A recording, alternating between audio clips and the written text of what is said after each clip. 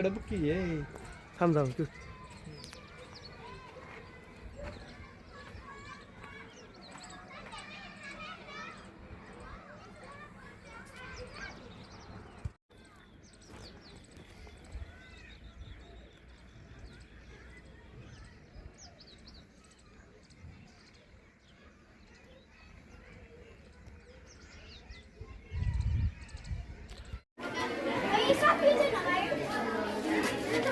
असली ती जायला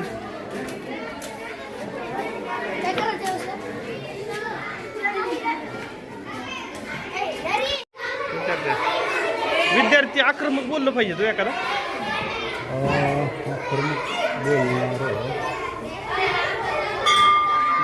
नॅचरल आलं पाहिजे ते काय पाठ केले नाही असं सहज बोललं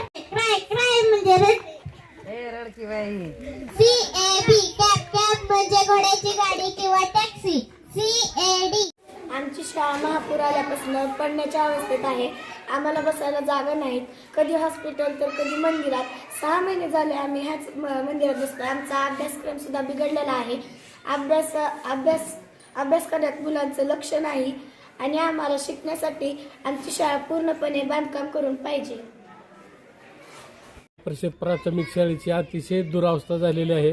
पुरामुळं शाळा मोडकळीस आलेली आहे, पडण्याच्या कंडिशनमध्ये आहे. मुलं अक्षरशः झाडाखाली आणि मंदिरामध्ये बसून त्यांची शाळा सध्या सुरू आहे. या ठिकाणी त्यांच्या जीवाला धोका आहे. तरी प्रशासनाने त्वरित लक्ष देऊन बांधकाम करून द्यावे व विद्यार्थ्यांची सोय करावी. सिरसावळी ते 1ली ते 4थी हे शाळेची इमारत ढासळलेली आहे. तरीही 6 महिन्यापासून ढासळलेली. पण मुलांची इतकी गैरसोय होती की जिथं रिकामी जागा झाडाखाली किंवा मंदिरात अशा ठिकाणी शाळा भरलेली जातात.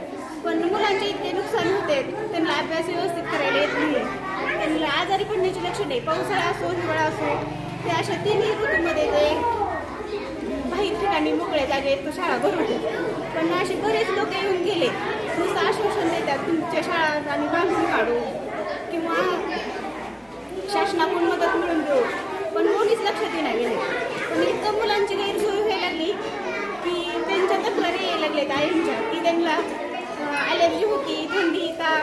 मग आपण आजारी पडण्यासाठी तर आपण घरापासूनच लागतो. शाळेत जर आजारी पडायला लागले तर त्याच्यावर काय करायचं.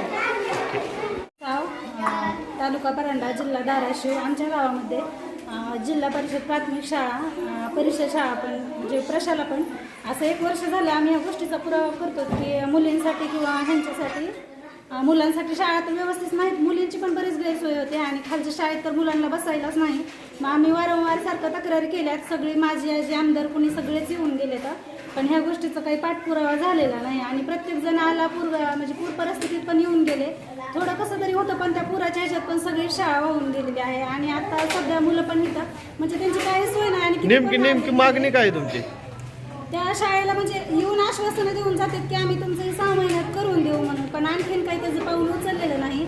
आणि ह्या मुलांची व्यवस्था त्यांनी लवकरात लवकर शाळेचं काम हाती घ्यावं आणि पूर्ण करावं. असं काही वेळ पण लागणार नाही त्याला करायला, की जास्त दिवस पण लागणार नाही. काम थोडंच आहे पण वेळ भरपूर घेते आणि आश्वासनं देऊन जातात. आणखीन आतापर्यंत काही केलेलं नाही.